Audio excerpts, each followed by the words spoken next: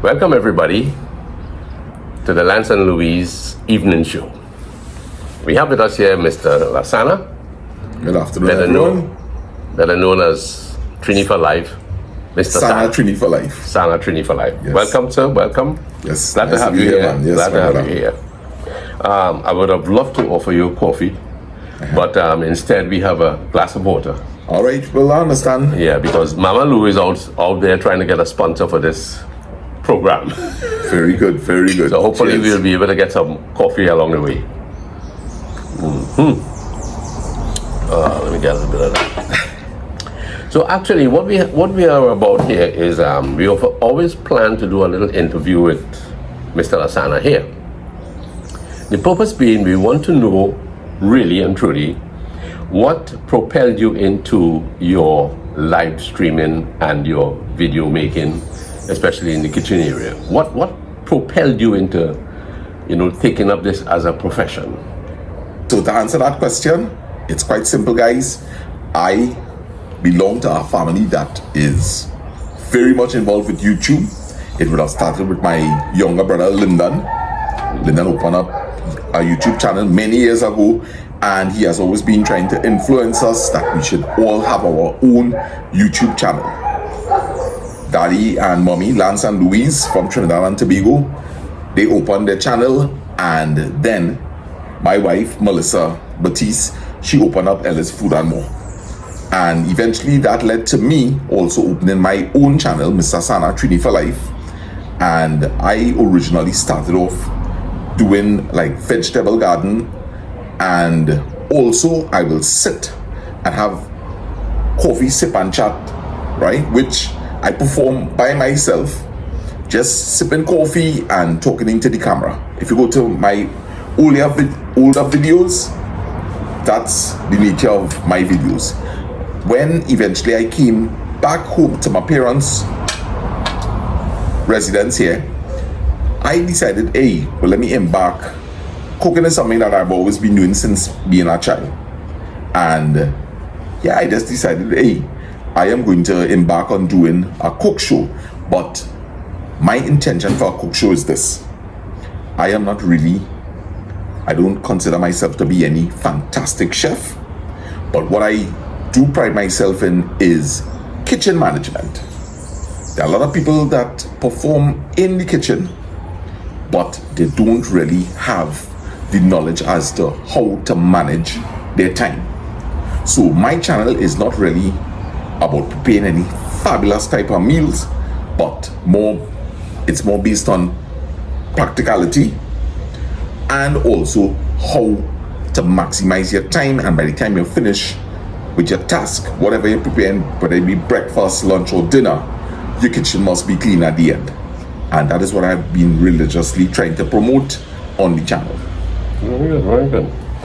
I noticed that a lot of your videos in the kitchen, you take your viewers along the journey of whatever you're preparing, whether it be a simple bread and cheese, whether it be a simple meal of corned beef and rice, whatever, right? Mm-hmm. You keep it very simple, very practical. Yes. You work with what you have. You've said that before. Yes. You work with what you have. The intention, I suppose, is that you are telegraphing to your viewers that one does not have to go into elaborate menus. Right. But you work with what you have, you enjoy what you have. Is that really the scope of what you do? Yes. Yes. You do that, okay. There will be times that if let's say I want to do something like curry crab and dumpling, I am going to go out of my way, because that I will consider that to be a specialty meal. So I will go purchase my crabs. I'm making sure that I have all the seasonings that I want. If I want a fresh coconut, I'm making sure I purchase a fresh coconut. Other than that, as you said, if I go into the kitchen, particularly when I'm doing a live stream, it's live. If I go to the fridge, I work with whatever there is in the refrigerator. This morning I did a video. I thought I had no onions, and lo and behold, I was able to find an onion and a half. Mm-hmm. Right? If I did not find the onion, I would have just omitted it as one of my key ingredients and work with whatever I have. So as I say, this channel is all about, it's about being practical. Not all the times you will always have ingredients available in your refrigerator. For whatever reason, I work with whatever I have, and I am showing people that you could still prepare a meal. Once you have salt and black pepper, you could prepare a meal. Very good, very good. Now, I want to ask something here. I noticed that Mama Lou sometimes might take out some leftover food and she brings it back in a particular way that it seems brand new. Brand new. What is your take on leftover foods? I suspect that you're a man who likes fresh food. Yes, I do. I have no problem reusing leftovers, but I always think it's a nice thing when you could add another new dish to the leftovers. For instance, if you have some pilau remaining and let's say the meat in it, the meat content is less, I believe in probably taking out like a pack of chicken and probably stewing some chicken to have together with that, or maybe add like a nice coleslaw together with it. So yes, it's a meal from yesterday, but with a new taste incorporated today. Okay, so now I notice, I will get to the meat of this thing here. Yesterday I saw you had a runaway version of an Indian chef coming to Trinidad, particularly to your home, this home here, and it was quite amusing. And what was the genesis of this thing? How did it begin? You know, what were you intending to project to your viewers? All right. Well, actually, it's very funny because we had no intention that this is what we were going to do. All Dale and I knew is that he was going to be coming yesterday morning, right? I was going to lock off the live stream and we were going to do a video preparing the soya chunks and the sada roti. But while doing the live stream, the idea just came to me. It had to be something that spurred on. I don't know if it's somebody from India came onto the chat. I don't know what brought it on, but suddenly the idea hit me that, hey, listen, I'm going to make everybody feel that we have a chef coming in from Dubai. It was Dubai. And forgive me, but I actually thought that Dubai was a place in India. Okay. It's only when I was reading the comments later on that I realized that Dubai and India is two totally different places, right? So anyway, I kept the story and I just kept developing it more. I still did not have any idea as to what I was going to do with the video, but all I know is that I had some fun going on the live stream. I had my phone, I was pretending that I'm talking to the Indian High Commissioner, right, and making plans, and of course everybody believed that it was. Well, I know what it is. Now that I'm speaking here, what happened is that originally you came outside in the corridor. Okay. Right? But you did say good morning. Somebody from the chat did say that they heard your voice. I totally ignored that comment.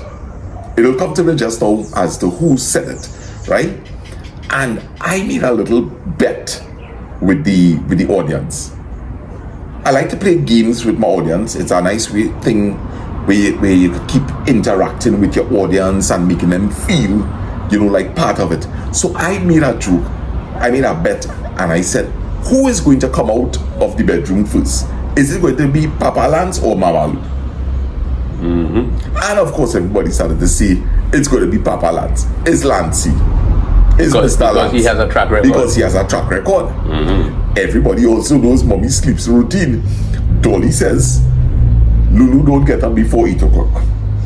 Right? So I said, okay, guys, I feel all going to be wrong today, but nevertheless. And I disappear. But I know that it's going to make them realize that, hey, he going to wake up Mama Lou. and make sure that Mamalu come out here before everybody else, right? So I was just enjoying playing with the audience. So it put me into like a playful mood, right? A playful mood, and maybe that's why I just playful and being mischievous. I just decided to pull another prank and see that we have a chef coming in from Dubai. And when Deal arrived, Deal was laughing his head off because he know he's the person that is coming in. Okay. Right? Okay. And he's laughing, and I just told him, I said, you don't worry, we're going to hit this off. And that is how You ended that idea was yeah. Okay, that's great. That's great. But I noticed that in your chat, in your live chats that you have on mornings, you have you've always incorporated prayer. You've always incorporated a light moment. How is it really reaching people out there? Your chat, is it that you're lifting spirits? You're lifting the mood of people. You think people really want to be there. What have you what have you gleaned from your responses? Definitely people want to be there. They want to be there. All who is in that chat, they are there by choice. Because whether it be on your television or your phone, when you're going through YouTube, if something does not interest you, you quickly move on. It's the fastest switch that anyone will make. So everybody that is locked on looking at your channel, believe it or not, it's not a matter of they don't have anything else to watch. People are watching you by choice. The only people that watching you not by choice is, let me see, a husband love looking at your show, but the wife doesn't. But she doesn't have a choice because it's on the television, and vice versa. Okay. Okay. Very good. Very good. Oh. If you want me to answer the other question, or you will re-ask it. No, go right ahead. Answer the other question. All right. So the other question was, in terms of why people may want to be there, right? And is it really inspiring people? And I will tell you this: the one thing that has the channel going is the fact that the presence of love is very much there. It is there for me as the creator, and definitely by all the people that are interacting in the comment section. And love has done amazing things for this channel. It has, right? And I operate with 3 basic principles. And if you go through any sort of philosophy or positive thinking, these 3 things are most present, but usually they leave out the first one that I'm going to mention, which is give reverence to your higher power, whether it be Allah, whether it be God, whoever, the divine, whoever it is your higher power. You give reverence. Usually when you're going into like positive thinking type videos, there is no mention really of God. It's basically 2 things. So the other 2 things left is this: attitude of gratitude. You must be thankful for everything that you have. And finally, positive thinking. Seeing a positive in every situation, right? But as I say, with me, it's 3 things: giving reverence to a higher power. Actually 4 things: giving reverence to a higher power. Things that you have no control over, leave it in the master's hands.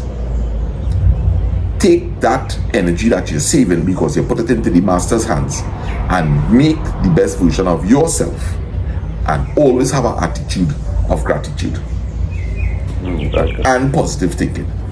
You incorporate all these things, it's going to work for you. Very good, very good. I noticed recently that your channel, maybe not recently, but maybe it's been there, that you have expanded into birthday greetings, anniversary greetings. Now this to me reflects a lot of the old time way of radio stations, that they send out greetings. People are finding your channel a proper medium for pushing all these birthday greetings. They really enjoy that. Very much so. Very much so. If they don't come on the chat, Many people will actually send me WhatsApp messages asking me if it is I could send out a birthday greeting, whether I could do a little shorts or mention it in a video. You know, it's amazing, but somebody said that one of the most precious things we have in life is our name. And I was speaking to a couple in the States very recently, and they wanted to thank you, and I'll call the names actually because they are very good friends, Tony and Shanta. Right. And they say that every time you call them out, it does something for them. It does. It does something for them. Even our friend, old friend in Canada, he has the same response. And there's a young man. That's who Eddie Manju. Eddie Manju. And there's a young man in Princeton, and he also says the same thing. And I am sure that when people do hear their name called during the live chat, or even when you finish a video, it seems to do something for that person. What does it really do for the person who hears the name, apart from the name being precious? What does it really do? What do you think happens really? A feeling of recognition. Yes. Everybody, whether you're humble, but more so if you're a proud person, hearing your name being recognized is a wonderful feeling. I must try and call mine, eh? I want to send a big shout out to Lancelot Batiste. Sending lots of love. Thank you, thank you, thank you, thank you. And you will see how wonderful you'll feel when you're looking back at that video. Well, boy, I'm sure I'm already feeling great, you know. Can you give me a shout out too? Oh, I want to shout out to Mr. Sana here. Lasana. Lasana, you know, joviality, laughter, you know, happiness is something that you have always projected. Always projected. I remember meeting you in school. I remember you taking you to Cora. You have always been the jovial kind. And that is absolutely important. Now, I don't know that you are one for disguises, okay? You're not one for disguises. You wear your floppy hat. You know, I remember you wearing Uncle Wayne's Coast Guard hat. Yes. And walking out, you know, the little fellow. Yes. You've always loved that, but you always loved telling stories too. Telling stories, right? So I think that one of your medium for really making people happy is to create a jovial mood around you, right? And what does it say? I'll tell you what it says. Huh? It says here, forgive me for writing this down, but I needed to. I was never very sharp. It says here that laughter stimulates the body's organs, enhancing our intake of oxygen-rich air. Now, folks, this is not original. This is something I gleaned from Google, but I think it fits into our scenario here. Laughter stimulates the body's organs, enhancing our intake of oxygen-rich air. Our hearts, lungs, and muscles get the boost they really need and increases the endorphins released by the brain. Endorphins are hormones that are released when your body feels pain or stress. Endorphins are produced to help relieve pain, reduce stress, and improve mood. And all of this really was the underlying fact about laughter being the best medicine. Is it that reason that people went heavily yesterday for both videos that were put out? Definitely so. Definitely Because people were commenting along the journey of comments that they were really doubling over in laughter. So you could imagine that, let's say, 3,000 people one way, 3,000 people the next way. Let's say 6,000 people were affected positively by this sense of joviality, right? The sense of happiness. So laughter is the answer. Just to come back to something I might have missed a little earlier. How do you cope with all these comments? You seem to have a knack for knowing who's a first timer in your live chat. What mechanism happens up here that you're able to grasp that? How are you able to keep track, a mental picture of who is new in the thing? Have you any particular strategy you use, or is it just a gift you have? It's definitely not a gift. just this morning I was mentioning it on the chat. If you go back to one of my earlier videos, I made specific mention that I am not good with names. I will meet somebody today and by tomorrow I would have forgotten their name. And I decided when I came to do these live presentations that one of the things that I was really going to do is make sure that I could remember every single detail that anybody has shared on their live, on the live chat. And one of the things that they share, right? Some people go by alias names, but one thing that they share automatically once they put a comment is their name, because the name is above the comment. And I have made a concise, is it concise or Yes. conscious? Conscious, yeah. Right? I made a conscious effort to focus all my thinking capacity into what I am doing. When I sit down to do that live, I am 100% focused on my chat. I do not miss a thing. And these names register in my head. And as people share facts about themselves or their family, or maybe a feeling or an accomplishment or something terrible that has happened to them, once they are sharing, I am listening, I am processing, and I am saving. Very good. Extremely good. So it's a lot happening, and because of that, and because I am religiously doing it every day, coming in regardless of what I may be facing, once I come live, I put my focus into what I am doing. So it's a matter of 100% focus. There is not a person that will come in on that live. If it's the first time I'm seeing them, I'm going to make you out. You're going to make them up. That's Yes. Excellent, excellent. That's a great photogenic memory you have there. Tell me, I see that you have done some what do you would collaboration you people use now? Collaboration with Lyndon and Kim. Yes, collaborations. You enjoy those sessions? Very much so. What happened when you went there to Cora, or you came here and you do it together? What does it do for you as brothers? As brothers, eh? As Not so much brothers? as content creators, but as brothers. It definitely strengthens the relationship, right? Lyndon is, besides being a brother, he is a very fun person to work along with, right? I will always enjoy going back to look at his videos with the collaborations that we would have done. Particularly, what I love the most, more than the production, is reading the comments. Reading the comments of people observing two brothers, and I always feel inspired.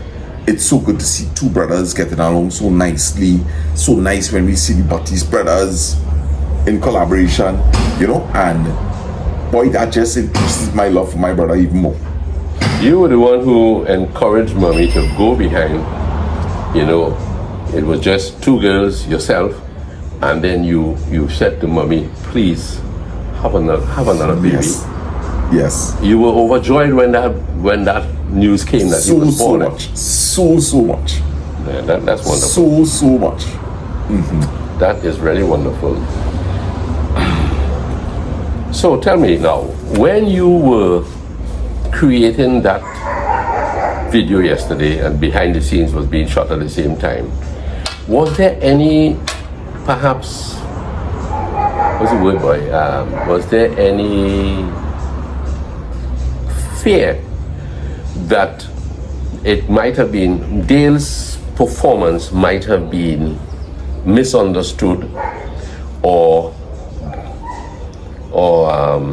disagreed upon as somebody projecting an Indian culture? Did you at any time have that problem? Never once. Never once. Never once. Now, why would you not have that problem? Can you tell me why you Yes. feel that people would not have, been Okay. upset by it? All right. So I'll tell you this from a content creator point of view. Yes. Every single production that you have, there is somebody who is going to have a problem with whatever video you did. At least one person. Each video is liable to have at least 1 to 3 bad comments. The amount of videos that I have produced, which is over 500 videos so far, in a space of maybe 6 going on to 7 months, that's a lot of videos. I have been exposed to many comments, positive and negative. I have been told horrible things, right? And my skin has, as they say, it has thickened, right? My channel is based around a lot of sensitive topics, as you would know, and the community. So, a little play like this, somebody probably taking offense, that is definitely waters on a duck back for me. Okay. Well, I'm glad to hear you say that, because I was kind of looking back at my own experience as a youngster. Now, I did see a lot of movies in my time. Okay? I did see a lot of movies in my time, and it was customary to go home. In my period of being born in 1949, you'll find that in the 50s, let's say like 1957 or so, a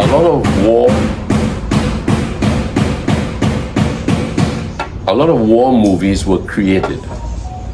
And my brother, Cedric, had a little pan, right? And this little pan was like a black ash. And I remember putting on a coat and something that looked like a helmet, a German helmet. And I put on that famous mustache that Adolf Hitler wore, right?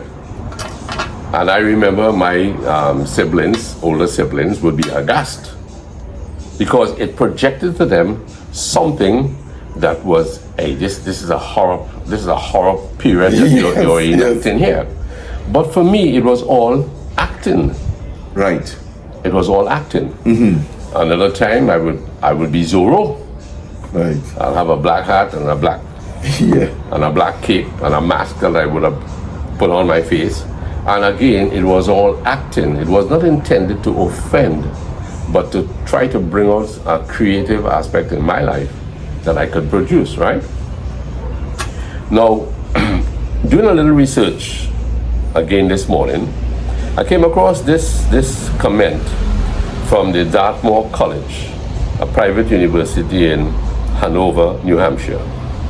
Comedy films are make them laugh films designed to elicit laughter from the audience. Comedies are light-hearted dramas crafted to amuse, entertain, and provide enjoyment. The comedy genre, I'm not sure I'm pronouncing that word correctly, humorously exaggerates the situation, the language, action, and character. So what happened yesterday, I would totally agree with you that you need to be a thick-skinned in this aspect. It exaggerated, not maliciously, but humorously, something that is to me acceptable. Now, when it comes to somebody like, Dale portraying an Indian from New Delhi, as he said, okay? It reminded me of a man called Peter Sellers. Peter Sellers was a British actor and a comedian. In 1968, Peter Sellers starred in a movie called The Party. Okay? His name was Rundi, but he was a bumbling actor in the show who is fired after he ruins a film set during a shoot. Now here's an Englishman, and he is made up to look like an Indian. Right. Okay? Catch the drift of it. I already have my picture painted in my head and my opinion, yeah. Good. So he's acting in this show. He's got this face all painted up, and his language is, well, I am very happy to be here, I am very happy. Thanks for inviting me. He gets accidentally invited after he has been disbanded from every film set. He wants to be an actor, but because of his atrocity. And I hope at the end of the clip here, I'm going to show you a little part where he tried to act in the show called The Party, and it was at that point they decided they had to get rid of this man because he's an atrocity. And here he is as an Englishman portraying somebody like Gunga Din. Gunga Din is the featured character in a poem, right? But he warns the British. In the show, he would warn the British soldiers that there's going to be an attack by this rebel group from the hills. And what he does is he's coming out as a trumpeter. So he's going to blow this trumpet. And in blowing the trumpet, the British soldiers down there are going to be warned. And therefore, they are going to shoot him. But because he's such an atrocity on the film set, he gets shot. And he falls down playing the trumpet, and then he rises up again. Now, can you imagine on the... So he was supposed to remain dead on the ground? Yes. Yeah. Now, remember, he's playing the part of an Indian. Yeah. So he gets up again, and when he gets up now, he continues to blow the bugle. Yeah. And the entire hillside turns, and they riddle him with bullets, and he wouldn't die. Yeah. He keeps falling, and he keeps blowing. And that's where, in the party, they disband him from any set. Erroneously, he gets invited to a party. His name was on a list, and they said, do not ever invite this person to anything again. But that list was a list for invitees. So it was sent out to him, and he came to the party, and he turned it into a real mess, right? As a matter of fact, it shouldn't be shown at the end of the clip. I think what we should do is, we should put that in at this point, so you see what happens, okay? Yeah, sure, man. But we are not, okay, let's go back to you. You had an opinion, you say, about this man being a British actor. Yes. So, immediately, following the trend of this interview that we're conducting here right now, easily it could have been said, is it that white people are making a mockery of Indian people? Because why not just get an Indian actor? Why is we going to make up a white person to look like an Indian? So right there, you will get definitely one group of people having that opinion. Another group of people will find it to be very funny and humorous that they actually make up a white man, and it's so funny to hear this white man being able to imitate the Indian, the Hindi accent, right? Yeah, to get on the accent, and then he has good acting skills. So it is so nice for some people to see their favorite actor in different roles. That's right, in different roles. I mean, different there's no roles, malicious yes. intent, Yes. I mean, we have to be guarded about what we say and how we use things, But as a matter of fact, the role, it doesn't have to be. Okay, let's go on to a fellow called Melvin Blanc. B-L-A-N-C. Melvin Blanc was an American voice actor and radio personality whose career spanned over 60 years with over 1,000 screen credits, right? But he appears now, remember he's an American actor, good? He appears with Jack Benny, who was in the 60s famous comedian. But he is acting, and we are going to, at this point, also insert the episode where he's in a airport lounge, and Jack Benny comes to him and says, are you going to Mexico? And I have a suitcase that I would like to take. Would you help me? And he says, "Sí." You sure it will be all right? Sí. And everything in that conversation is sí. Sí. Yeah. See, now he is dressed as as a Mexican, okay? But the audience is laughing away. It is thrilled because it's so absurd. Now the absurdity is what creates the laughter. An absurd situation is what creates the laughter. Yes. And as we said earlier, the endorphins, the thing that releases pain and stress and agony in the body, it comes out because the body gets the message from the brain. Yes. Hey man, this is a funny little episode. I'm just curious to know something before you show me that. Is it that the man would have been asking him questions that he certainly should have been saying no to, and here it is he's saying see? I think that what was happening to him is that he was not extending the conversation. Yes. You understand? Okay. It was just a plain, simple case of see. You know, it's like me asking you, Yeah. you find your wife is beautiful? See. Do you find yourself to be a notorious character? See. And right there, we'll get a laugh. right. You understand? Yeah. That's right. That's right. Now, I could go on to another actor who was very, very, very versatile. So what we are looking at here, we are looking at people who are of different nationalities, but they are playing the part of someone else. There's an old show that is called Fawlty Towers. Right? Fawlty Towers. Fawlty, Fawlty. People can look it up if they like. Fawlty Towers.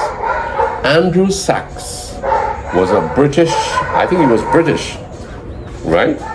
He's a German-born British actor, but he found major fame for his role of the comical Spanish waiter, Manuel, in Fawlty Towers. He died in 2016. But the thing about it is this. He is a German-born British actor playing the part of a Spanish waiter. And it is a very hilarious episode. Right? So we have different personalities who the audiences all over the world have been drawn, affected positively by the comical side of things. So if people see us in the future making or creating something that is funny, the idea is really not malicious intent. Definitely not. Not malicious intent. Definitely not. Yes. And it will be nice. I'm glad to see the direction that this is headed, because we really did not discuss it in full length. You told me of one or two of the questions that you may be asking, right? But definitely, I love the direction that it's headed. That here it is. Lance is urging you all that, guys, this year production, please don't take it seriously, as we're not trying to send any underlying messages or trying to be offensive to our ethnic race or religion or anything like that. Just out of curiosity, because I don't know of the geography of the land. Dubai. Where is Dubai? Saudi Arabia. Saudi Arabia. Is that considered to be more a Muslim community? It is, yes. And, It is strictly, I would say. and India, But India is Muslim and Muslim Hindus. and Hindus, right? Is there a possibility that people may have think yesterday that here it is, we are making some sort of fun between Muslims and Hindus? Very possible. Very possible indeed. Very, very possible. Right? Because when I woke up this morning and I read some of the comments, I realized that, okay, India, Dubai, apparently I make a big mistake in terms of, I thought that Dubai was in India. And this is, honestly, this is the situation. Right? So here it is now. Maybe somebody might be watching on and wondering, hey, this have an underlying message in it. And it was strictly an error. It's strictly error. Remember, this play was something you asked a question earlier on as to, you use a nice word beginning with G. G? Yes, in terms of where did the idea for this, The genesis of the it. Genesis, right? Right, Genesis is the beginning, right? Where was this idea, where did it spring up from? Or when? Or what inspired it? It was a spur of the moment thing. And as soon as deal come here, we didn't have much time. We needed to get cracking. This thing was not rehearsed. Right. This thing was not discussed. And we just went into our character, and we were just being playful, and we had fun. And look at the end result. Lots of happy people. 2 people inside of there. When I see, I haven't singled out anybody, but let's say 5, 10 people in there out of 4,000 people.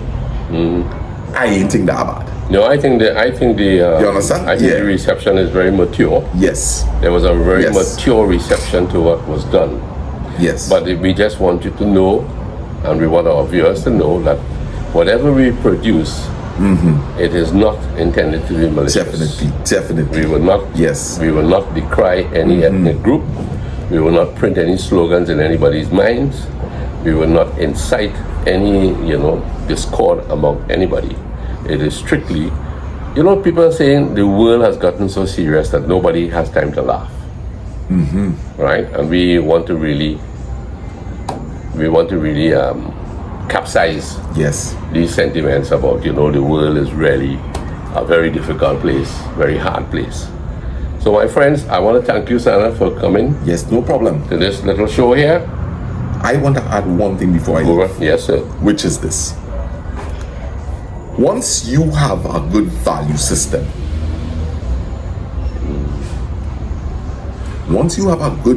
system, and you have love and respect for people, generally, you're not going to be offending a large portion of people. And in this life, if it's one thing that I have learned is this. It's a very old saying. You cannot please everybody. And according to the man in the show, and that is all I have to say. Well, my friends, thank you very much. I'm sorry Mama Lou is having a rest. She would have been a great addition to this session here. But nevertheless, so do have a safe evening and do have a safe weekend. And all the best to everybody. Thank you. Capiche? Capiche?